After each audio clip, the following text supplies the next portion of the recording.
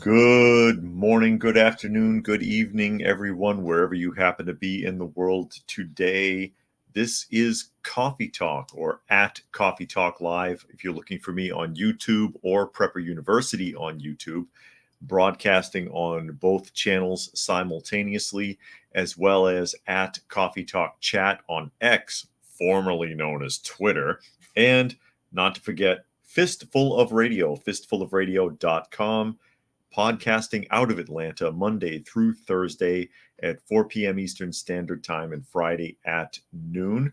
And of course, we are live at 2 p.m. Eastern Standard Time on Coffee Talk and Prepper University on YouTube, getting ready to discuss what's going on in the world today, talk about the news and various things, if you will, as well as, if you're able to see, guest appearance by Dusty, sitting in the chair behind me, taking a bath. Anyways, of course, if you are listening and not able to watch, I do try to read through as many of the comments as is reasonable. And I'll go ahead and acknowledge some of the people that are chiming in so far. I see D'Lo is here this afternoon. Helter is here. Keisha, Rodney, all the way from New Zealand. Urban Angst, all the way from British Columbia, I believe. Dragon is here. Monkey, Boogers. He said he wants to know how the cat's leg is doing and hopes she's healing up good. She's still favoring it. It's not as bad. And of course, Boogers is talking about Miss Granny Smith, which is a new stray that we're taking care of, and her elbow was broken. Her elbow was broken. She still favors it, but it's not as bad as it was. I see Michael Adams is here. He says he's in South Atlanta. Ghost Wolf Primal. It says, first time catching us live. We're glad you could join us today. And then Fluke Man is here. So far, as again, we get ready to dive into the news. And All People is here. And we got stories at the top of the hour. Stories at the top of the hour. Well, maybe yes and maybe no. I have a couple of things I wanted to chime in on. I'll do actually Pakistan first. Who wants to go to Pakistan? Raise your hand. I'm not seeing any hands. I don't want to go either. I am no fan of Pakistan by any stretch of the imagination. However, I can't fault them this. I totally get this. And this is Reuters, is the news story. And it says Pakistan starts rounding up undocumented foreigners, mostly Afghans, ahead of deadline. Remember, they wanted nearly 2 million Afghani refugee/illegal immigrants, people who were undocumented, to get the hell out of the country. And they are not fooling around. And there have been caravans, mass exodus of Afghani people leaving Pakistan. All of their highways in and out of the country are jammed with people fleeing because of that edict. And we go ahead and we'll get into the article here. It says, Peshawar, Pakistan. Pakistani authorities began rounding up undocumented foreigners, most of them Afghans, almost all of them, on Wednesday ahead of a midnight deadline for them to leave or face expulsion. And that's important because if they have to go and get you, they expect you to pay for it. Whatever you got, they're going to take it before they throw you out. The removal of people to temporary holding centers began a day earlier than previously announced. The Interior Ministry said 140,322 people had already voluntarily left after days in which trucks piled high with belongings and crammed with people have jammed major roads out of the country. Afghans have made up the bulk of those who have left so far, after what for some had seemed decades living in Pakistan. Yeah, hiding out in Pakistan because they weren't there legally. Brushing off calls to reconsider from the United Nations. Yeah, screw you, United Nations. Rights groups and Western embassies. Yeah, Pakistan, citing security concerns, set the November 1st start date last month for the expulsion of all undocumented immigrants, including hundreds of thousands of Afghans. 1.7 million, to be precise, is what they estimated. A process to arrest the foreigners for deportation has started as of November 1st. The Interior Ministry said in a statement, while adding that voluntary return would still be encouraged. Yeah. If you do it the right way, maybe, not sneaking in. Within hours of the Interior Ministry's statement, authorities have begun detaining and transferring what they said were undocumented foreigners to transit centers. In the southern port of Karachi, home to a large number of Afghan migrants and refugees, Deputy Commissioner Junaid Lupkwal Khan said up to 74 people had so far been moved to one of the transit centers, up to 40 of them without any proper documents. Reuters witnesses saw police bring some people in police vehicles inside the center. Authorities had set up tents to shelter those rounded up. Media were not allowed access inside. That's right, mind your business. Again, the reason they started doing this is because of the high number of suicide bombings committed by Afghan refugees in Pakistan, and their government reached a point where they just had enough. On top of everything else, on top of the crime, on top of all the other problems, they said, that's it, get the hell out, we're done. And it's working. It's working thus far. If Pakistan can do it, so can most other countries. Cool Story Bro is here. Thanks for joining us today. Glad you could pop in. Rodney says it's a shame Western nations seem so reluctant to deport illegals. They don't want to look bad in the press. They have this facade that they put up, that they hold up in front of the world, pretending to be so wholesome and wonderful, even though they're anything but Western governments, that is. And we all know it's a lie, and we all know it's acting, that it's pretend, but we have to pretend like it's not pretend, or we have to turn a blind eye to it. Western nations are just as ruthless, but they don't want you to see it. Pakistan doesn't give a damn, basically. Cool Story says, do you think a World War III is coming? It's not outside the realm of possibility, but I'm reluctant to make predictions. But yeah, it could absolutely happen. Fluke Man says, never mind, the West will take them in. Yeah, really. And Gary Edwards is here joining us today. Dragon says, Europe should really be doing this with illegals who come there. Yeah, send them back. Send them back. Helter says, their country, their rules. That's right. They're doing what is best for their own people. I say good for them. And Cool Story says, I have two ideas about all these migrants. One, they all want BRICS fighting age not available to those countries. And two, they probably need soldiers if there is a fight, since Americans are unhealthy. Yeah, there's a lot of conspiracy theories about it. And who is this? Cecilia is here. He says, love the show. Been following for years. Blessings to you. Well, thank you, Cecilia. Glad you could join us today. Now, again, I'm all for that. I've talked about that many times. It would be cheaper to send all of the illegal immigrants back wherever they came from, because we've got them coming through the northern and southern borders. And there's a lot of concerns about it. Are they being brought here so that they can be made to work and pay taxes? Are they being brought here so that they can hopefully vote? Are they being brought here to crush the middle class, since there's strikes being encouraged with unions all across the country, especially Democratic leaders? We've seen Joe Biden out there with the American auto workers wearing the union hat for his photo op for 30 seconds before he fell down and got dragged off. I'm speculating. I'm guessing that's what happened, because he can't take 3 steps without falling somewhere, it seems. All these people are going on strike. These companies are getting crushed. They're being destroyed.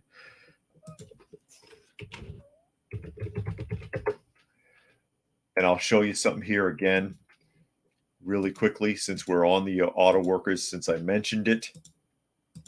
Here's the current stock ticker for Ford Motor. Right in the ground. Remember, junk stock is less than $28. But oh yeah, let's throw out their contract and make more demands. Good luck with that. It says $9.85 US per stock for anybody who can't see this if they're just listening on the podcast. And then you bring in all of these workers. We're already seeing it in California, where the hotel workers unions are on strike, and they hired migrants through the temp agencies right out of the homeless shelters, and they're getting $19 an hour, which is not a bad wage. I know it's not much for California, the way California is structured right now, but still, look what's happening. Look what's happening. They could be here to destroy middle class. Who knows? Urban says back in April, the Swedish prime minister publicly stated the integration of immigrants has failed. We all know which ones, and he points out that that was in 2022. Preparedness veteran is here, all the way from the UK. And Doug says McDonald's and damage control overnight, providing clarity about what they're insisting is neutrality on the Gaza situation. This after a third mouse incident. Well, you know, they were part of the protesters that were calling for boycotts, and they named Starbucks, McDonald's, and Nike. And I made fun of that last week because the person leading that protest was actually wearing Nike Air Force Ones while they were calling for a boycott of Nike. But Nike, Starbucks, and McDonald's in particular have not made comments one way or the other on what happened in the Gaza. So why are you boycotting them? If you have a legitimate reason, sure, but that ain't it. Now, this is an interesting couple of interesting stories I'm going to throw out here, and I'm going to make a connection for you. As we jump into this. This first one comes from the New York Post, okay, and it's talking about scooters. 50 e-scooters stolen from swanky Soho store. Right?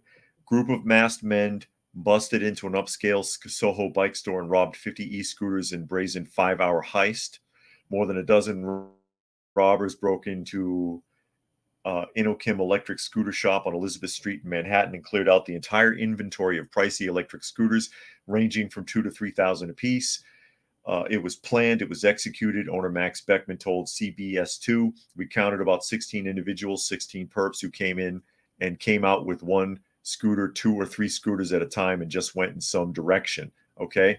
Now, there's dozens of stories like this coming out of New York of stores being broken into and large numbers of scooters and e-bikes being stolen. Right? Now, I'm going to open up another story really quickly here. We're going to shotgun it one after the other. Give me a second for it to pull up because, you know, StreamYard drags a little bit sometimes. And this is from Shore News Network, okay? Because it's not just shops getting jumped. New York Police Department continues dealing with scooter robberies. It's not just stores getting broken into. New York City Police Department investigating series of robberies involving scooters within the city. And it goes on to tell you, without getting into too much of this, of incidences in the street of people getting jumped or being held at gunpoint and someone taking off with their scooter. That's what this particular article is talking about. Assaulted by... Sorry, the pop-up ad is making it jump around here. It's hard to cover. Two unknown individuals attempting to steal a scooter. Good Lord. I don't know how anybody's supposed to read any news story on the internet anymore with all the ads, because it will not hold still. Or at Van Sicilian Avenue, second incident took place the same day at 11 p.m. 22-year-old male robbed at gunpoint while parking his scooter near New Lots Avenue in Atkins. Robber punched and kicked the victim and fled on the stolen scooter. Blah, blah, blah. Now, daylight robberies of individuals on scooters, stores being broken into and robbed clean of their scooter inventory. And I'm gonna tie something in for you here really quick. Raccoon Eyes says that's a real tongue twister. Reads like a tongue twister. Yeah. I'm going to show you a picture. Okay. For those of you who are watching, and I'll describe it for everybody else. Here comes an image. That's the Roosevelt Hotel Roosevelt Hotel in downtown New York, which has been turned into a migrant shelter center. All of the rooms, everybody who had a reservation, the reservations have been thrown out, like many hotels in New York. Notice anything about that image? I'll give you a second to let it sink in. Oh, back up there. Let me read a couple of comments here really quick. Flukeman says there was a public uproar in Pakistan when Bush forced Pakistani government to allow U.S. military to use their facilities in 2001. Can't remember what it was about. Where's the outrage now? Gary says illegal immigration brings down labor costs, swings elections in favor of Democrats, and artificially creates profitable social chaos that benefits the government and corporations. Fluke Man wants to know if anyone else is having buffer issues. Okay.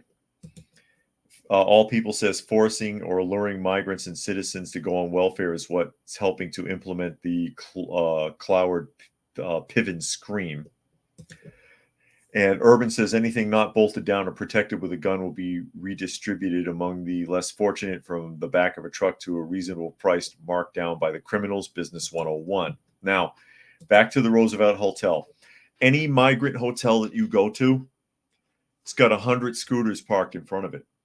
Now, you can't tell from this image, and I had a hard time finding it. And I know a couple of people that live in New York, including someone who's been going by the Roosevelt Hotel and passing by, and I'm going to ask him if he can send me some photographs, actually.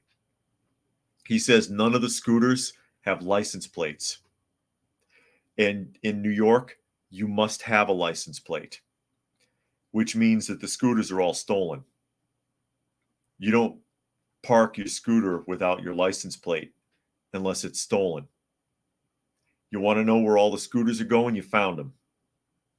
Why am I showcasing this and no one else is? Where's the security from the hotel looking at all of those unregistered scooters or missing license plate scooters? Why aren't the police walking by and at least confiscating these? You want to know who's breaking into all of the scooter shops and e-bike shops? You want to know who's grabbing people in the street and tearing them off their scooters? You found them. How come no one is talking about this? Why is no one talking about this? And I'm going to see if I can get some footage of that so that I can make a better demonstration of it. That, yeah, there's 50, 100 unregistered bikes and scooters in front of every migrant hotel in New York. No one's saying anything. No one's doing anything about it. I can't even find a proper news story on the subject to show anybody to talk about it. These people are coming from a culture where that sort of thing is acceptable. And they're bringing their problems here. You know, it makes me think of my wife and the gypsies. I'll read one more comment here. This is from Rodney. He says, New York is circling the drain. No surprise considering the leadership running the show there. Now, my wife, she was 21 years in the military. Emergency field medic and 82nd Airborne. And she was deployed a few times in Afghanistan and in Iraq. But she was also stationed in places in Europe. And one of the places she was stationed was in Italy. And the first thing that they told her group coming into Italy, you're probably going to want a car. Never lock your door. Okay? Never lock your door because the gypsies will destroy your car. Sounds terrible, doesn't it? Oh, I'm profiling gypsies. Guess what? It's true. You want to know why everybody in Europe hates gypsies? This is why. Never lock your door. They'll assume something's valuable in there and they'll smash your windows to get in to check your car. Leave your car unlocked. They'll go and never leave anything valuable in there and never leave the keys. Leave your car unlocked. They'll open it. They'll look. They'll see nothing. They'll leave.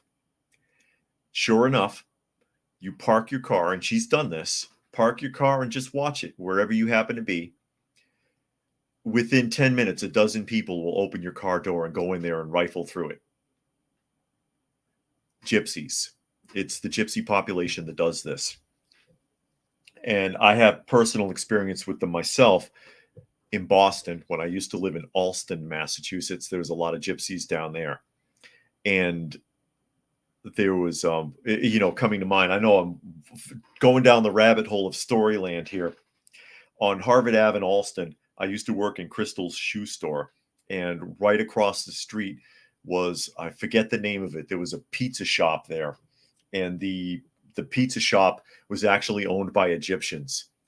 And I cross the street, go over there, pick up a snack, get a slice of pizza, whatever. Gypsy came in there, they would flip out, throw them out of the shop. They would throw them out of the pizza store. They hated them, absolutely hated them. Filthy gypsies. They should all be burned alive. They're like, God. But seeing the scams that they did, pickpocketing, crazy stuff they used to do in Allston, begging on the street. There was one kid that used to go around, can I have $1? Can I have $1? He must have been 9, 10 years old. Saw him once buying something, pulls out a wad of bills. I swear it was like 6 inches thick. Oh my God. So I can see it. There's a cultural thing for a lot of people about all the theft and dishonesty. And you're seeing it in New York, and it's going on with the scooters, but nobody's talking about it. And Payne says, if I'm pronouncing that right, it says PAEMT, I guess Pennsylvania EMT. Same game in Philadelphia, however, are motorcycles, ATVs, etc., and many are stolen. Urban says if a victim tracked down their stolen scooter to the front of the hotel and called the police, the officers would show up and arrest the victim for trespassing and harassment. Youch! And I see the survival buzz is here. He says, hello from Oklahoma. And Ghost Wolf says, thank you, founders, for the 2A. No kidding. Second Amendment, he means. And Gary says in San Francisco, they open the trunk as well as unlocking the doors. Yeah, that's what happens. I know, again, I went way down the rabbit hole on that story, but, flood of memories comes for certain things.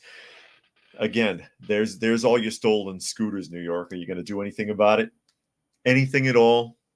Anything at all? I doubt it. I seriously, seriously doubt it. As we jump all the way to Pittsburgh, we're going to jump to Pittsburgh here in a moment.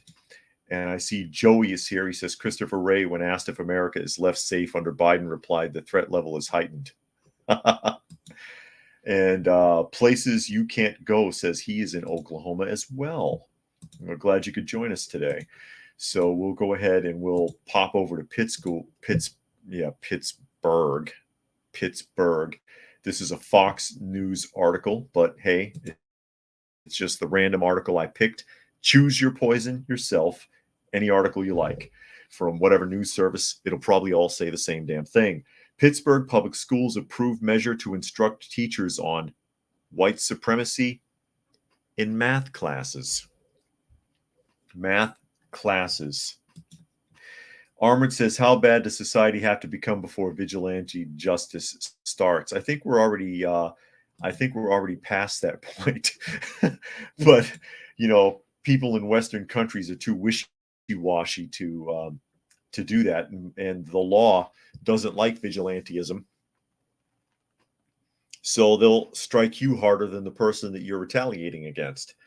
But getting into the article, Pittsburgh Public School Board has voted to hire a consulting group that educates teachers on how to replace white supremacy culture practices in math instruction with methods that center on the wellness of students of color.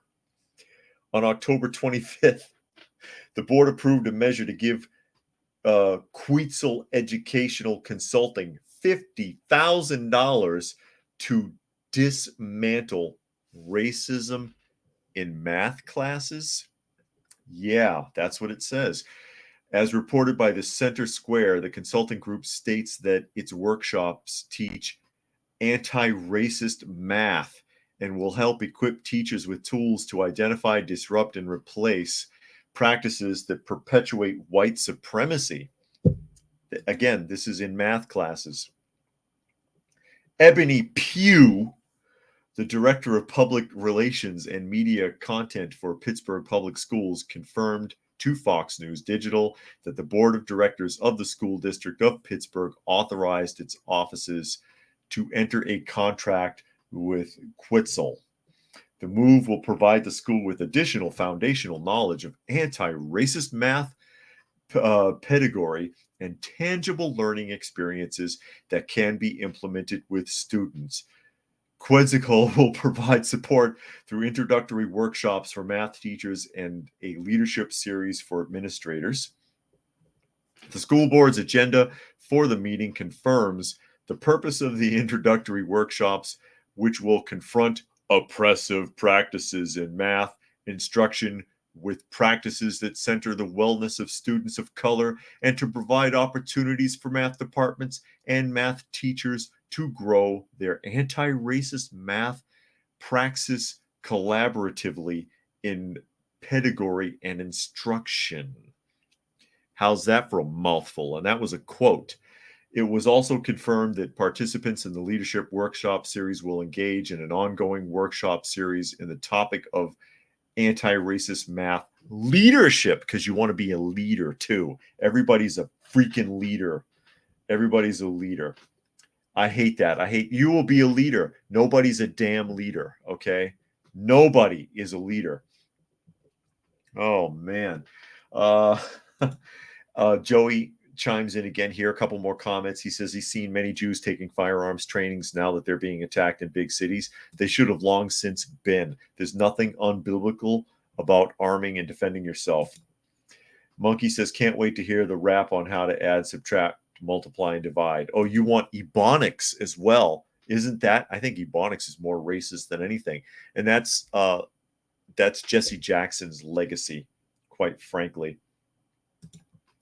Joey said the public school system is nothing but a full-on commie indoctrination center. Reminds me of Oregon no longer requiring students to be literate or able to do math. You know, if you're finding racism in math, you have some serious issues. It's just numbers. It's a number language. It's a number language, which is why a lot of people have problems with it, because you have to think of it in terms of a language. You're learning a language, okay? To sit there and say that you have to dismantle math because it's racist, because people of color have trouble with it, you're implying that the people of color are not intelligent enough to discern math, and that is true racism. That is true racism. Preparedness says, generally everything not tied down will be stolen by those people. You're talking about gypsies again? Rodney says it's clear that most educational institutions are nothing but leftist indoctrination centers. It's happening throughout the Western nations. Indeed. And Mandanimal is here. He says, lousy racist integers. I know it. And Mike says, I had no idea 2 + 2 is racist. Oh, it's about how you feel about 2 + 2. How does 2 + 2 feel to you? How does it feel to you? Especially if you're a person of color, which technically all people are people of color. It's just a matter of what shade you're talking about. But, or you could totally go full on 1984 with it. How many fingers am I holding up? How many lights do you see? 4 or 5. Helter says it's a disgusting idea to propose the idea that kids of color can't have a mastery of math. Math is the most unbiased curriculum ever. Indeed, I know. Tell it to Degrassi. Tell it to Degrassi. I guess he could just throw his degrees out the window now. Armand says, just call them integers. Just call them integers. Yeah. And Monkey says, no wonder people get dumber and dumber. I know, stupidest generation. It feels like it. No more common sense. Never mind intelligence in terms of general knowledge, but intelligence in terms of common sense is just freaking dead at this point. Dragon says, first there was math, then there was new math, and there was Common Core math, and now there's woke math. Yeah, and be careful where it's going to go next. It's like Darth Vader in Empire Strikes Back talking to Lando Calrissian. That wasn't, we had a deal. I have altered the deal. Pray I do not alter it any further. Urban says, be careful which DEI consultant you choose. In Toronto, the black CEO of the KOJO Institute, Miss Ojo Thompson, bullied a white principal out of his job, his reputation, until he committed suicide. I think I heard that. And Raccoon Eyes says they're glad they don't have kids. Well, if you ever do, keep them away from public school to the best of your ability.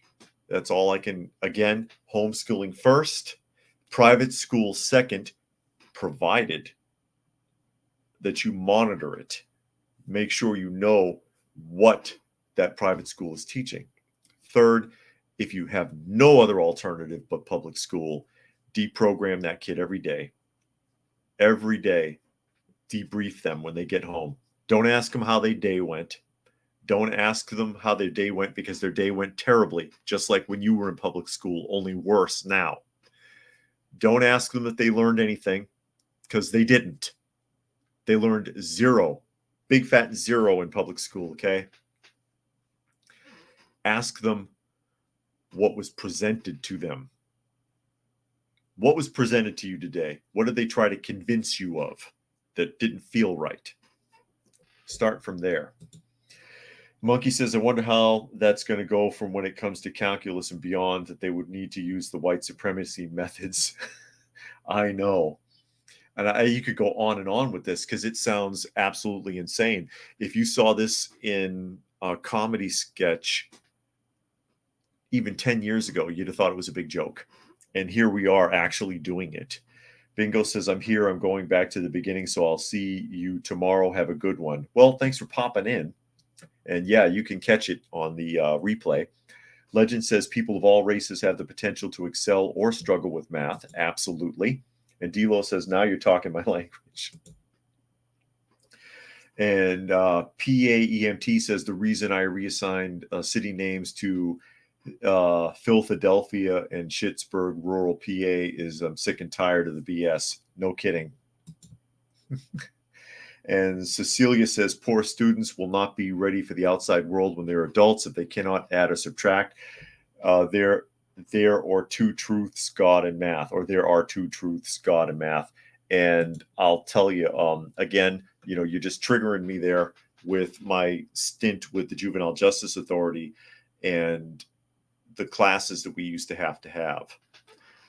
Again, 3.8, 4.0 students graduating high school couldn't count money. Couldn't do, I've got an A in algebra, but they can't do algebra. They can use a scientific calculator, but they can't actually do formulas. And going back to when I was in school, even in college, you couldn't use a calculator. God, they wanted you to be able to demonstrate. It was terrible. It was terrible. Kids who we used to have practical skills class with, who again could not cook, could not use weights and measures, could not run a washing machine, could not sweep or mop a floor, didn't know how, had never run a vacuum. Practical skills. It was a big thing with us. And it was, I'm sitting there like, God, you're like 16. You never used a vacuum. You never used a broom. You don't know how to use a broom. And they're not kidding. Let me see. Armored says, hood math. Did I hit you with one hand or two? Yeah, there you go. And Gary Edwards giving a math thing there. True or false? Both answers are correct, apparently.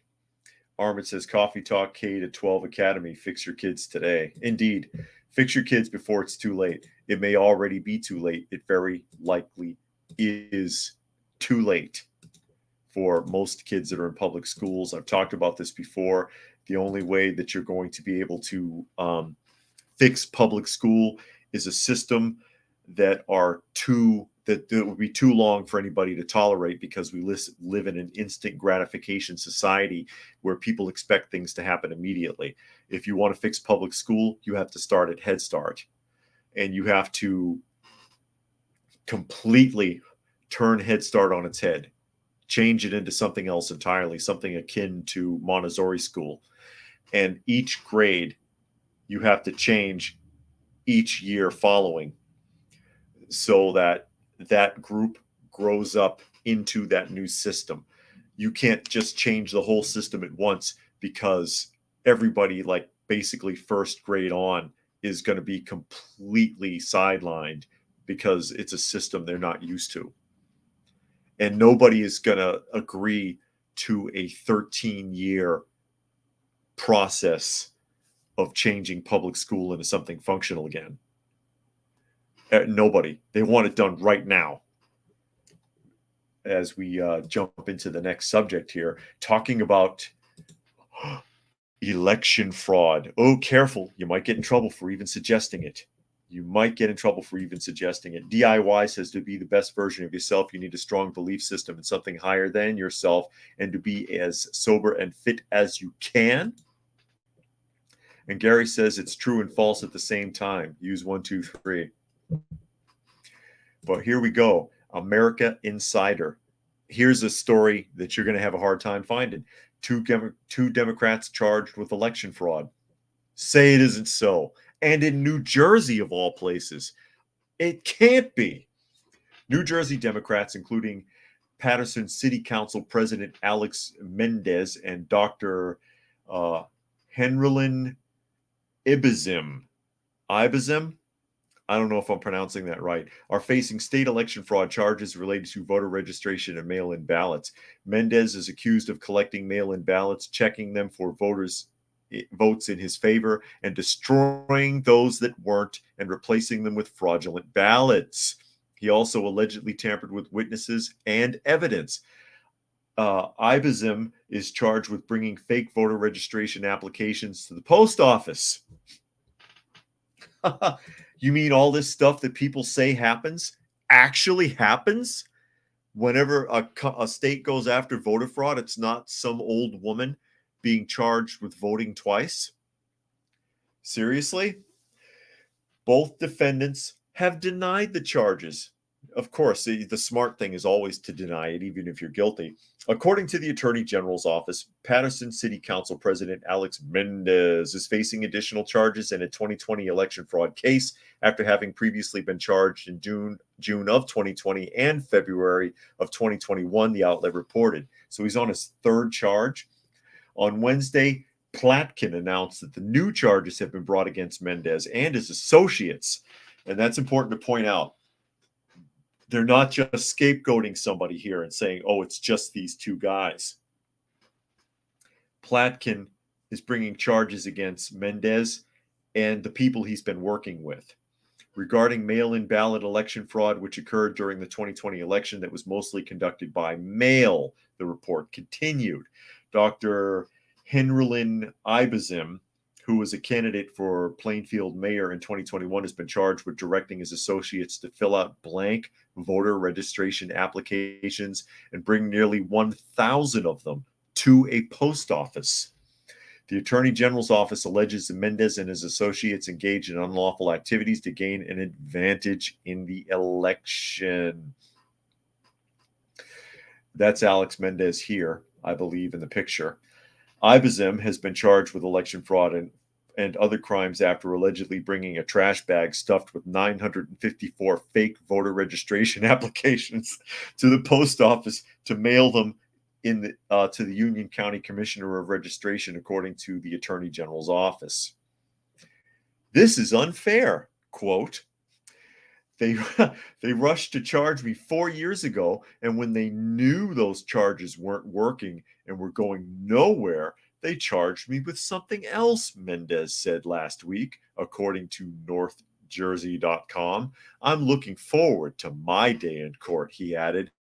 I'm fighting this to the end. Yeah, you would be fighting to the end, whether you won or lost. Thomas Eicher, the executive director of the Attorney General's Office of Public Integrity and Accountability, responded. We allege that Mendez and his associates unlawfully collected ballots and tampered with ballots to give him an unfair advantage in the race for the 3rd Ward seat on the Patterson City Council. He then allegedly said about undermining our investigation into his and his campaign workers' unlawful activities. So yeah, that happened. Oh my God. Preparedness says should be severe penalties for this fraud. I'd like to see what he gets. Yeah, because if you voted twice, they'd practically hang you. I'd probably do a year in jail if I voted twice. Armored says, is Gen X the last generation with adequate masculinity? Could be. Could be. I've talked about that a lot, actually. A lot of these milk toasts, as they used to call them, sopping wet milk toasts. Gary says they want you to know they're rigging elections. It makes you believe that the elections are worth cheating over. Nothing could be further from the truth. Flukeman says video of TikTok, 24-year-old girl complains she has marketing degree, puts her in 150 to 200,000 annual wage, but she's not getting any of that, and 85,000 in the hole. Driving a car, has two sunroof, drinking Starbucks. Well, yeah, living outside of her means, and that's a social construct that you see in the media, in advertising and in television shows, music videos, you name it, that you have to keep up with the Joneses. You have to have the nicest car. You have to have, there's a car commercial right now where this, I think it's, or is it a loan commercial? I'm trying to remember. The girl is going out. She just came from her job interviews on the phone with like her mother cell phone saying, yeah, I think I got the job. And then stops in front of a car dealership and looking at this new car in the window. I'm going places. You don't even have the job yet. You're already trying to get a loan for a car. This is where we're at in society, unfortunately. Keisha says people are so crooked. Yes, they are, Keisha. Unfortunately, yes, they are. And it gets worse. Speaking of being crooked, where is this one? If I can find the right one here. Here we go. This story will tie in with that. Chris says it's a car commercial. I thought it might be. I couldn't remember off the top of my head. But, I mean, you just now got you don't even know if you've got the job yet. You don't even know if you have the job yet. And you're going out for a car loan. I think that might be a mistake. Urban says, I saw the viral clip of the young lady having a quarter-life crisis in her car. That's where Gen X just sucked it up and at least didn't live stream themselves having a tantrum. Because that's what you do now. And one more here. Raccoon says, like the guy who years ago tried to sue a beer company because he doesn't have a fun life like the way the commercials are portrayed. No, you're not having the party life like in the commercials. It's not happening. This is from the Telegraph. And this should come as no surprise either. BLM activist jailed after spending money she raised for youth group on herself. And there she is with her fake eyelashes and her wig. Cultural misappropriation at its finest. The eyelashes look like they're 2 inches long.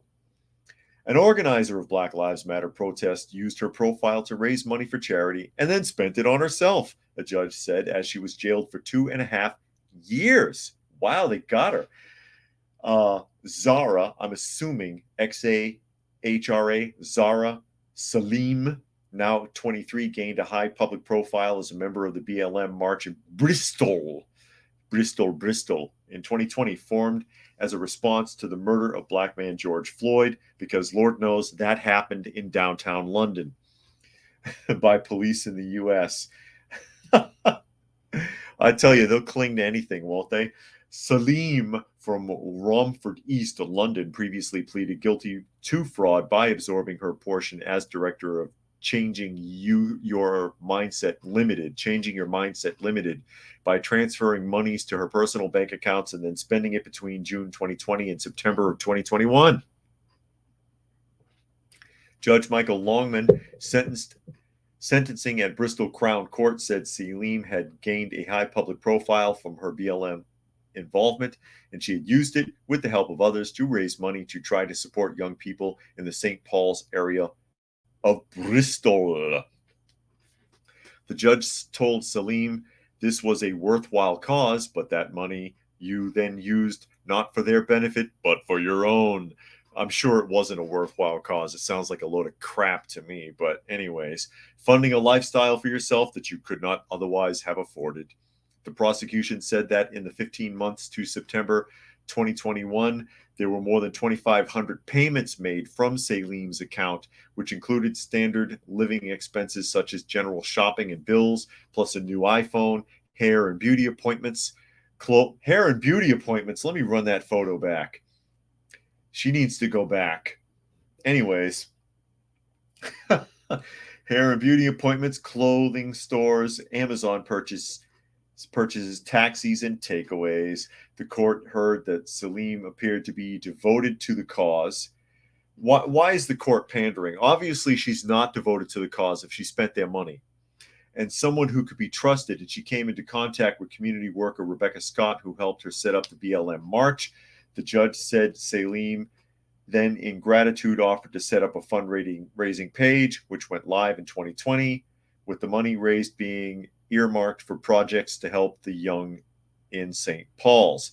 And we'll get down here to how much she spent. It says the judge said the amount raised exceeded expectations by a significant margin and raised over 32,000 pounds sterling. 32,000 pounds sterling, which is like what, $45,000, something like that, just off the top of my head. What are you going to do? Monkey says Black Lives Matter until the money comes flowing in, and then it won't matter. Yeah, not just BLM, and a lot of BLM hierarchy has been getting into trouble for misappropriation funds. But activism in general, activism is a job. Activism is where you pretend to be outraged and you expect to get paid for it. Black Lives Matter until they don't. So there you are. That's what happens. And this person took advantage, but she got caught. She got caught up in a way that she couldn't wriggle out of it. And the end result is now she's screwed. And she's going to jail. She's going to jail, and they gave her an actual real sentence, which is scary. Because you don't see that. You don't see that anymore. Actually, 32,000 pounds would be more like 40,000, wouldn't it? $40,000. Somebody knows better than I do. Gary says there's a sucker born every minute. Yeah, P.T. Barnum. Well, he was right. Dragon says, thing is, all the people who've donated and been ripped off will still make excuses for her. And they will not get any of that money back. So, you know where I'm going to go with this. Where is the true justice?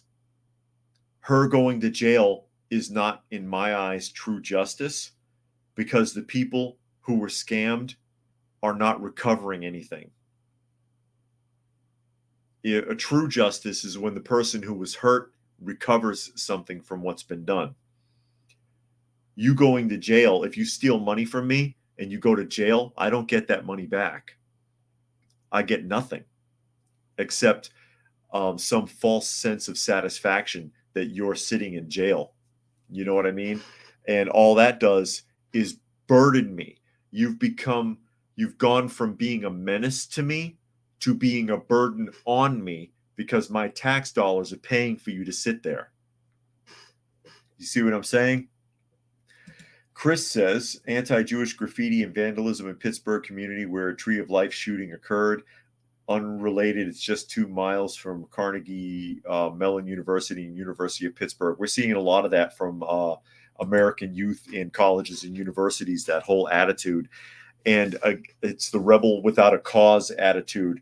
All these young people that have been lied to their entire lives, telling them that they're going to do something and they're going to change the future and they're going to be important, and they're not, and they're going nowhere, and they're clinging to any cause, and they're being spoon-fed one that they may regret at some point in the future. It's a shame how the youth are so brainwashed. Gary says files get the best of everything, W.C. Fields. Or flies, excuse me. Flies get the best of everything, W.C. Fields. Helter says this is how the most selfish people operate. They go along with any trend, no matter how crazy, so they're socially accepted and can take advantage of the trend. Oh, and here is Zane. Zane has joined us today. Gary says it's easier to fool. Here we go. More quotes from Gary. It's easier to fool someone than to convince them that they've been fooled. And of course, that is Mark Twain. Fluke Man says, I guess it's better than shoplifting. I guess if you're stupid enough to give people your money, that's why I don't trust charity at all. Never trust charities. I don't trust charities. You don't know where that money's going or what they're doing with it. And here you go. And I've been hearing about this also, Bob. He says protesters releasing mice painted in Palestinian colors at McDonald's. And I don't get that. But McDonald's hasn't even taken a stand on the subject. So I don't know why they're doing that. And it's so stupid. It's so freaking stupid. Preparedness says Britain has run out of jail room. Oh, they'll make some room. They'll find a place to squeeze her in. They say that in the United States, too. We don't have any space in the jails. Yeah, well, that's what happens. That is what happens. And Gary wants to know, question, what are you rebelling against? I don't know. I'm rebelling against stupidity. Stupid people. Where are we? Oh, yeah. Speaking of prosecutions. Speaking of prosecutions, you'll love this. And this comes from the Associated Press. Prosecutors, Supreme Court decision closes the door on criminal prosecutions in the Flint water scandal. They're not going to listen to it anymore, folks. Flint is done. They don't want to hear it, and they're not going to send anybody to jail. Lansing, Michigan. The Michigan Attorney General's office said Tuesday that the state prosecution of former Governor Rick Snyder and other officials for their roles in the Flint water scandal has ended. A decision Tuesday by the state Supreme Court to decline to hear appeals of lower courts' dismissals of misdemeanor charges against Snyder effectively closes the door on the criminal prosecutions of the government officials, prosecutors said in a release. At this time, the court has left us with no option but to consider the Flint water prosecutions closed. The Michigan Supreme Court in September rejected a last chance effort by prosecutors to revive criminal charges. The Attorney General's office used an uncommon tool, a one-judge grand jury, to hear evidence and return indictments against 9 people, including Snyder. But the Supreme Court last year said the process was unconstitutional and it struck down the charges as invalid. Snyder was charged with willful neglect of duty. The indictment against him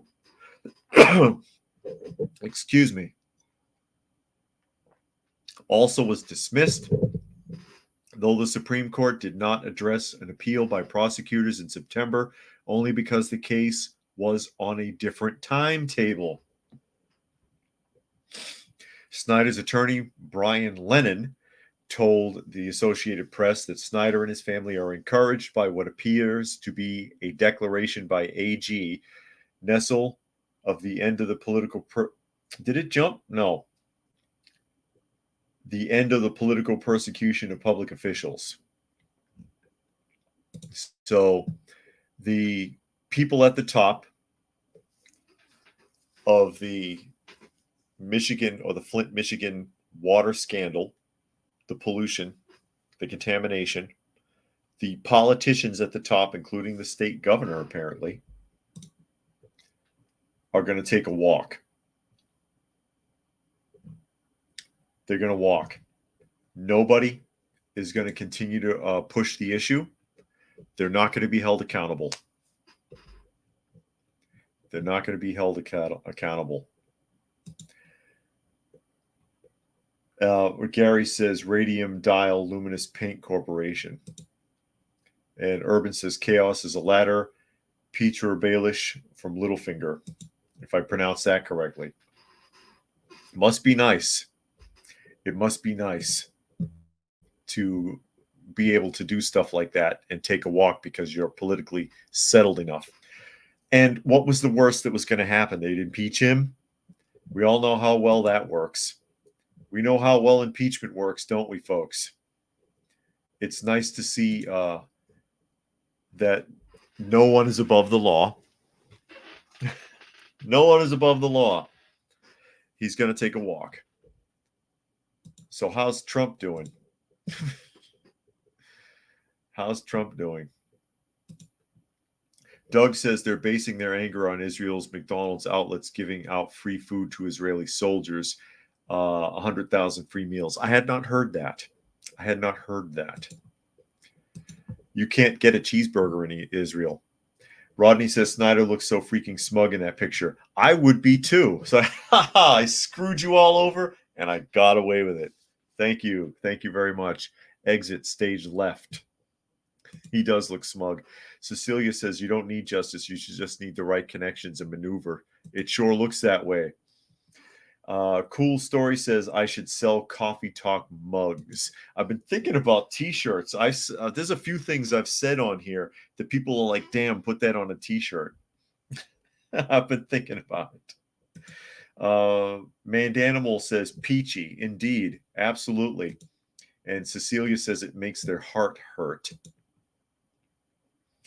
And Doug says no, but you can get a McFalafel. Falafels are big in Israel. I know that. Gary says he who has the gold makes the rules. That's the golden rule. He who has the gold makes the rules. That is so incredibly true. That is so incredibly true that it is scary. Unfortunately, and I'll do another one from Fox News here. I'll do another one from Fox News here as we get close to the top of the hour. And it says San Diego GOP officials call for closure of southern border amid terror concerns. Shut it down. Oh, you want it closed. Although they're saying GOP, they always wanted it closed. But yeah, they want it closed. They're a little late for that now. It's a little too late. And Mandanimal says mugs would be great. And then West Rose says at least Snyder didn't miss a gender or misgender. So it says officials in California, San Diego County are calling for the closure of the southern border amid heightened terror concerns at a recent memo warning of the potential for terrorist fighters to attempt to enter the U.S. Stop right there, because it's pointless to continue. They've been coming in for 2 years. And I'll refer back to the article we read 3 weeks ago talking about special interest aliens. I've been mentioning it almost every day now with articles like this. Nearly 74,000 special interest aliens in the last 2 years since the onset of the Biden administration and his refusing to allow anybody to be rejected at the border. Nearly 74,000 special interest aliens have crossed into the United States and disappeared. Special interest aliens are migrants or illegal aliens that the agency at the border considers to be a threat because they're coming from hostile countries, they possibly have links to terrorism, or they're possibly dangerous criminals. They've been allowed to come in, and that's 74,000 that we know of. They're already here. Don't act like this is brand new. I get sick and tired of that. And they quote, "It's time to close the border to new immigration," San Diego County Supervisor Jim Desmond said during a recent press conference. You think so? You think that might be a good idea? And furthermore, and I'm trying to find confirmation on this. I know somebody who runs a church in California, and I forget what county he's in. God help me. He says he said they're flying in Gaza refugees, Palestinian refugees, and cutting them loose in California. Are you out of your minds? And I've been looking for confirmation on that they're actually flying them in. He was like, they're flying them in here. They're letting them loose with regular migrants. There's a reason that all of the surrounding nations in the Middle East have closed their borders to Gaza and said, you are not coming in here. There's a reason they don't want them in. But we're going to fly them to the U.S. I hope that's an exaggeration. I hope that's an exaggeration. Urban says Israeli falafel is nearly identical to a Lebanese falafel dish. Gary says stop all legal immigration until illegal immigration is under control. I can't argue with that. Keisha says Hitler got his Holocaust because so many people went along. If you float out a crazy idea and 100 people agree, is it still a crazy idea? Question mark. And Joey says we're watching the collapse. Yes, we are. And Joey says I saw 400 Gazans flown into America. It doesn't surprise me. And again, they don't want them. All these other Middle Eastern countries, because they're all refugees. The so-called Palestinians are refugees from all over the Middle East. Those countries don't want them. They don't want them back. They're the worst of the worst of the worst. But anyways, I'll go ahead and start wrapping things up. Again, this is Coffee Talk, or at Coffee Talk Live on YouTube, as well as Prepper University, and at Coffee Talk Chat on Twitter, if you care to find me there, as well as fistfulofradio.com, podcasting out of Atlanta, Monday through Thursday at 4 p.m. and 4 p.m. Eastern Standard Time, and Friday at noon. So I will say thank you to everybody who had an opportunity to drop in today and join the conversation. Hope you got something out of it, and we will do this again tomorrow.